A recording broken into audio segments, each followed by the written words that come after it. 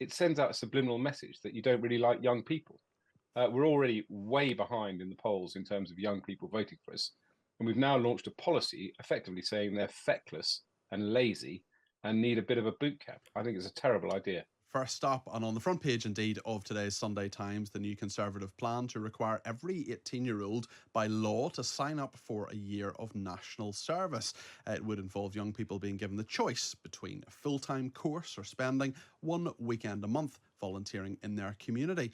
There will be sanctions apparently for those who don't take part, but we don't quite know what those sanctions are yet. There's still a lot of detail to come out of this. Up to 30,000 full-time positions will be created in the armed forces or cybersecurity training. Right then, let's start with Lord Vaizey. Is this a gimmick or a masterstroke, do you think? The former.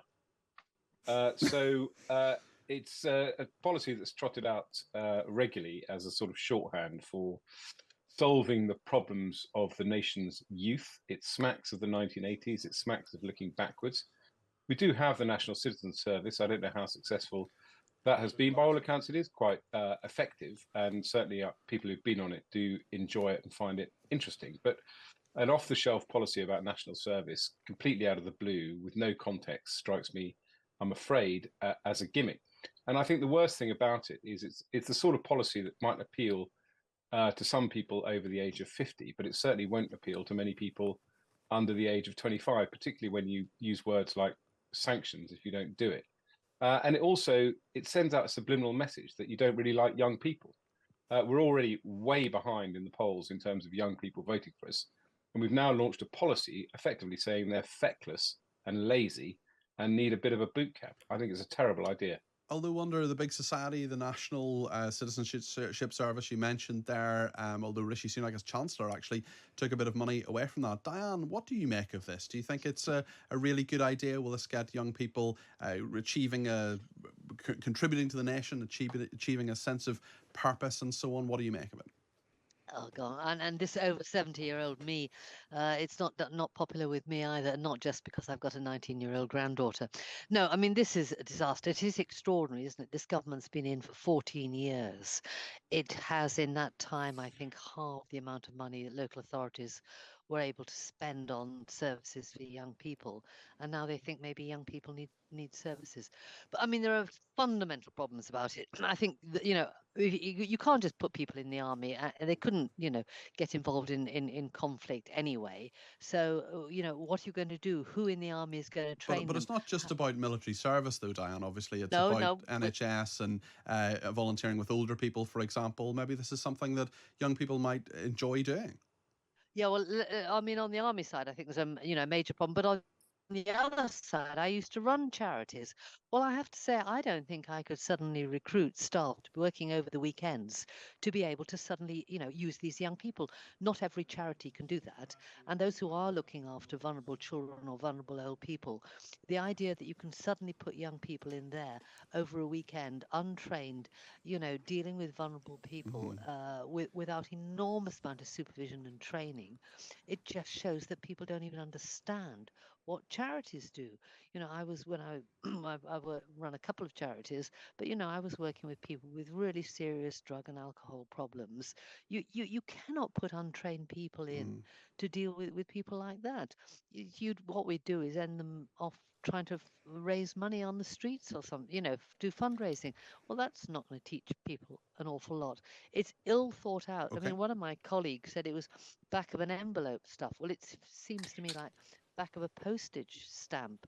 Well, Rishi Sunak certainly thinks it's a good idea anyway. We can now hear from him. This is what the Prime Minister said about the national service idea. This ambition benefits our country and our young people alike. Just look at Sweden, where 80% of young people completing national service say they'd recommend it to their friends. Uncertain times call for a clear plan and bold action to chart a course to a secure future. Our plan will ensure new generations and our country meet the challenges of the uncertain world. Keir Starmer and Labour don't have a clear plan and won't take the bold action to navigate to a more secure future. Meeting the challenges of an uncertain world is something that Rishi Sunak keeps talking about. I was actually there at the policy exchange at the Westminster think tank. I used to work in politics. I was a special advisor for 3.5 years, worked for the Conservative government. And Rishi Sunak likes talking about this an awful lot, Ed Vaizey, doesn't he, in terms of the problems, the security threat, and him saying that Keir Starmer could actually be a threat to our nation. He seems to be sort of folding this all together. Is this part of a clear strategy, do you think? Yes, there's definitely a clear strategy, and you know what the Tories are going to take to Labour in the next 6 weeks. One is the lack of a plan. So whatever you think of the Conservative government and its record, they will say they've got a plan to fix the problems that Britain faces. And definitely national security. You've seen Grant Shapps, the Defence Secretary, for example, say that he doesn't doubt Labour's commitment to defending Ukraine, but he wonders whether they're ready to make the tough decisions that Grant Shapps and other members of the government have been taking. You can believe that or not, but that is definitely the strategy. And that's why it is right that it's a correct analysis that part of the national service policy is, again, to kind of try and put security at the centre of the manifesto. That's why, for example, what the Tories could have done is talk about actually their great success in increasing the validity and availability of apprentices, but that doesn't get you talking about national security, unfortunately, and that's probably why one of the reasons why they've done it as well. Diane, do you think that Keir Starmer will continue this or even give it a second look if he becomes Prime Minister, or will this just go off and die as an idea, do you think? I hope the latter. I mean, it's quite interesting if you think of 18-year-olds. You know, there will be people who are 18 who've got babies themselves, or maybe looking after elderly parents, or have other responsibility. A range of abilities, which some people will need to go out to work to look after their own families. This is so ill thought out. But I'd like to respond really to the other issue about security. I mean, do you remember? Well, no, you don't remember. No one's old enough to remember that after the war, Churchill sort of threatened that if Attlee got elected, we'd have the Gestapo in because he couldn't be trusted, and that didn't. Well, that. So this is a frequent political tactic, Diane. Yeah. The idea, and actually, of course, it's this government that's cut the services, and we're well under strength. We haven't got enough boats, we haven't got enough army. We're very small at the moment. Actually, it's always been Labour governments. Well, but it's not going to help by putting untrained 18-year-olds into the army. This really is not the answer. We need professionals. I mean, the great move. I'm young enough. I was brought up in the forces. I'm a forces brat, as they call it. And I was there at the, involved or living there as a child at the end of conscription. And we moved then to the professionals. We moved to a professional army, highly trained, highly expert. I mean, the people who serve in our forces now are not 18-year-old amateurs. They are extraordinarily trained because, with the type of warfare now, that's what we need. We don't just need, I'm afraid. The irony is that the Tories have actually been very successful with the reserves, the Territorial Army. It's now run by Mark Lancaster, a former Tory MP, now in the House of Lords. And again, he announced boot camps, as it were. The headline was boot camps a few weeks ago. It was a misleading headline. What he was really offering was you could spend a week with the military as a young person to see if it was a life for you. And the Tories could again have talked about their success with beefing up the Territorial Army, now known as the Army Reserves, and talked about expanding that, and still got security front and centre of the election by talking about that, rather than a policy that is easily derided, like bringing back national service, which is, the minute you say bringing back national service, it's a cliche. It's a sort of sketch in a pub, isn't it? Mm. Let's turn our attention to private schools, because there's research published in today's Sunday Times which suggests that sending 2 children to private school could cost £1.2 million under a Labour government. That's all because of the plan by Labour to add VAT to private school fees. We know that they want to bring it in as soon as possible. It's not clear when that would be. The report is from the wealth manager Killick. Ed, what do you think about this? I know we've spoken to you before about the idea of taxing private schools. I just wonder if this is really about a tax on aspiration, because that's certainly what some of our listeners get in touch and say, that it's about stopping people from wanting to achieve more for their children.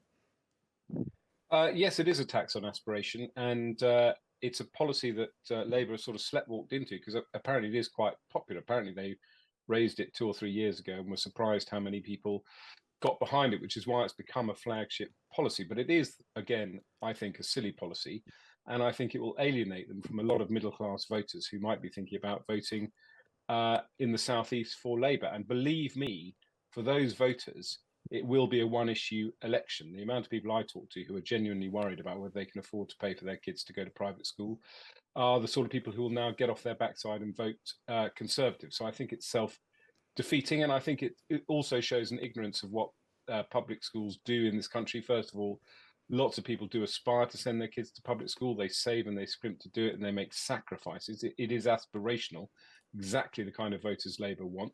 And also, I think they're very behind the times in the kind of work that public schools do with their state school counterparts. I think a lot of particularly the very big public schools, take their responsibilities within their communities extremely seriously. So I think this is a damaging policy for Labour, and I think it will cost them more votes than it wins them. What do you think about that, Diane? I mean, all parents make sacrifices for their children. The idea that only the middle class or the upper middle class do this. Everyone wants the best for their children, but there are some people with enough money to be able to buy a very special education. But of course, the vast majority of the cost of private schools will not be VAT. It will be, the main things that go into private schools, which is payment for teachers and buildings and things like that. And it's only the VAT is only the bit added on.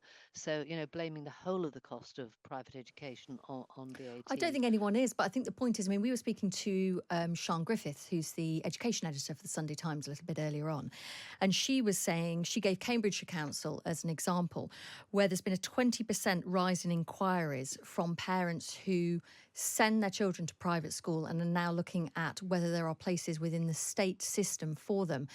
And I guess this is the concern, isn't it? And this is something that doesn't just affect parents who send their children to private school. It's for everybody who sends their kids to school, that if there is an exodus from private schools, however big that is, and many more people are going into state schools, how is the state system going to cope in the short term? Well, I think in the short term it will do it, and probably most of them won't move in the short term. But I have to say, I think that will be a great benefit. I think bringing more of these aspirational kids, although I think all kids are aspirational, I think all parents are, but bringing those children into the state system is actually really, really good for the state system. We need, kids driven by or helped by aspirational parents in with the mix. The idea that we cream off some of the children into different schools. So should we close grammar schools as well then? So we should close grammar schools as well then? No, I mean, but that's creaming it off, isn't it? I mean, grammar schools are a private education for free, essentially, aren't they? They are the cleverer kids who take an entrance exam and just get that for free. Well, I mean, and my preference obviously is for fully comprehensive education, but the least that there is some purpose there. That it's done by ability. I'm not defending that, as opposed to the wealth of their parents. I mean, what seems extraordinary is for us all to be completely content that people who happen to have rich parents can then be bought an even better school. I mean, what Ed has said about these public schools doing more for the state system. When I last looked at this was a few years ago, when again he's right, it came up at that point. We then talked to some of the local schools near private schools and said, oh yeah, we would be offered their gym facilities or their hockey pitches or whatever, but it would be like a Sunday afternoon which didn't suit our kids, and they were being offered they could use the swimming pool but at a time that didn't really suit them. So it was a sort of a largesse, if you like, that was offered up, but wasn't fundamental to giving all children the same quality of schooling. Every child deserves the best schooling. I live in London, and we've now got some very, very good state schools in London, but what we want is for every child to be able to have the same teaching facilities, music facilities, the same ratio of pupils to teachers. I just wonder if £1.6 billion is going to be enough for that, because there's a lot of problems in the state sector, aren't there? We get people get in touch with us all the time, talk about crumbling buildings. I mean, just difficulty things getting maths teachers, physics teachers. And, and Labour says it wants to have 6,500 new teachers. They won't be paid for by 1.6 billion, I would imagine. No, and we're all going to, you know, have to work for all these things that we want. But for the let's just not look at the interest of the children. The interest of this country is to get our children better trained, both in, you know, going back to what we talked about cyber, about computers, about skills, about languages. We need, for the sake of our economy, all children to have that much brighter Okay. and better education.